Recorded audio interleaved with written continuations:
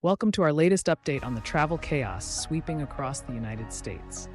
Today, we're diving into the heart of the storm, where over 1,700 flights have been delayed, leaving travelers stranded and frustrated.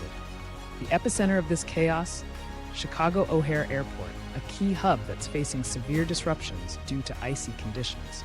As the icy weather grips Chicago, major airlines such as Air Canada, Air France, United, and Lufthansa are struggling to keep schedules intact. The ripple effects are being felt nationwide, with delays not just at O'Hare, but spreading to airports across the country.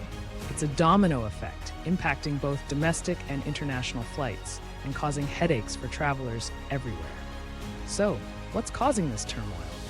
The combination of freezing temperatures and operational challenges has created a perfect storm. Ground crews are battling hazardous conditions, from de-icing aircraft to managing slow taxiing times. For those caught in this travel mess, there are steps you can take to minimize disruption.